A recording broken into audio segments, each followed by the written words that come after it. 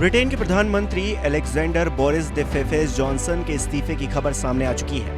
19 जून 1964 को न्यूयॉर्क शहर में जन्मे बोरिस जॉनसन ने 24 जुलाई 2019 को ब्रिटेन के प्रधानमंत्री के तौर पर कार्यभार संभाला था। कंजर्वेटिव पार्टी से आने वाले बोरिस जॉनसन इससे पहले 2008 से 2016 के बीच लंदन शहर के मेयर भी रहे, लेकिन अपने सियासी सफर में बोरिस जॉनसन कई विवादों में भी घिरे, जिसकी वजह से उनका राजनीतिक करियर तबाह हो गया। ब्रिटिश प्रधानमंत्री जॉनसन के प्रधानमंत्री बने रहने की महत्वाकांक्षाओं पर आखिरी कील वाला स्कैंडल क्रिस्टोफर पिचर रहा। जॉनसन पर आरोप लगे कि उन्हें अपने एक सांसद क्रिस पिचर पर लगे यौन दुर्व्यवहारों के आरोपों की जानकारी काफी पहले से थी, लेकिन इसके बावजूद उन्होंने पिचर के खिलाफ कुछ भी नहीं किया, बल्कि कई मौकों पर जॉनसन ने पिचर को सरकार में शामिल करना जारी रखा। 1 जुलाई को सरकार की तरफ से कहा गया कि जॉनसन को पिचर पर लगे आरोपों की कोई जानकारी नहीं थी, लेकिन सोमवार को ही प्रधानमंत्री कार्यालय ने कहा कि पीएम को आरोपों के बारे में पता तो था, लेकिन वो या तो सुलझा लिए गए थे या फिर आधिकारिक शिकायत के तौर पर दर्ज नहीं थे।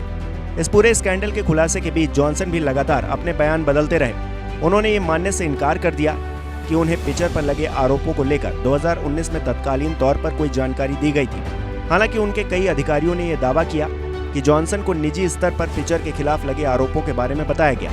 ब्रिटिश विदेश मंत्रालय के वरिष्ठ अधिकारी साइमन मैकडोनाल्ड ने यहां तक कह दिया कि जब पिचर को विदेश मंत्रालय में राज्य मंत्री बनाया गया, तब भी अधिकारियों ने पिचर के व्यवहार को लेकर जॉनसन से शिकायत की थी, लेकिन इस पर भी कोई कार्रवाई नहीं की गई। 2 दिन पहले ही बोरिस जॉनसन ने इस मामले में माफी मांगी और कहा कि वो पूरे विवाद से बाहर निकलेंगे। जॉनसन ने माना कि पिचर को कैबिनेट में शामिल करने का फैसला गलत था।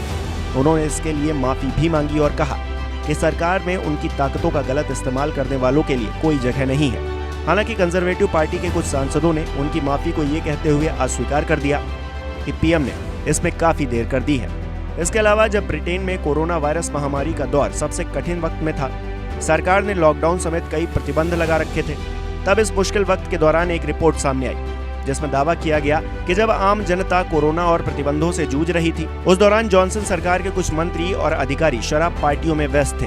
वो भी किसी आम क्लब या चोरी छिपे नहीं, बल्कि प्रधानमंत्री बोरिस जॉनसन के डाउनिंग स्ट्रीट स्थित आवास पर। जॉनसन ने लगातार इन आरोपों को नकारा और कहा कि उनके या उनकी पार्टी के नेताओं की तरफ से लॉकडाउन के किसी भी नियम को नहीं तोड़ा गया।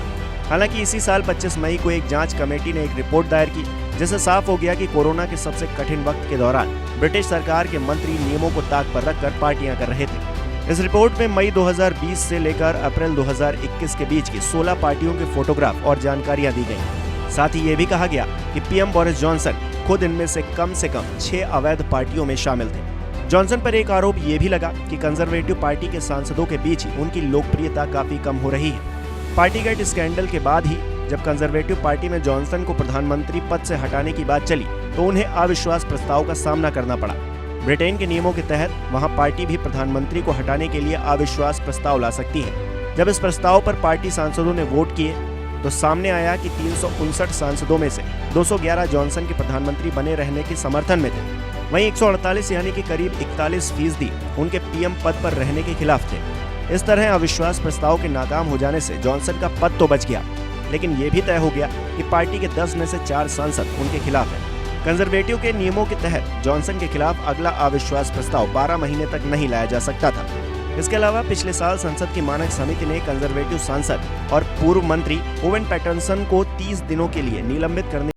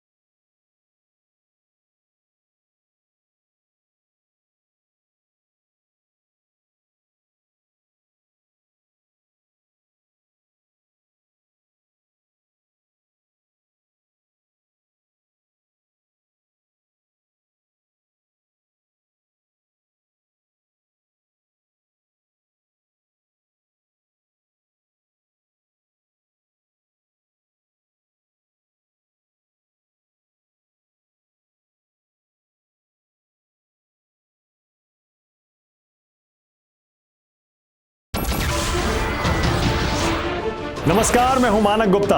अगर आपको हमारा ये वीडियो पसंद आया हो तो इसे लाइक और शेयर जरूर करें, और हाँ, हमें सब्सक्राइब और फॉलो करना ना भूलें ताकि आप देश और दुनिया की कोई खबर मिस ना करें।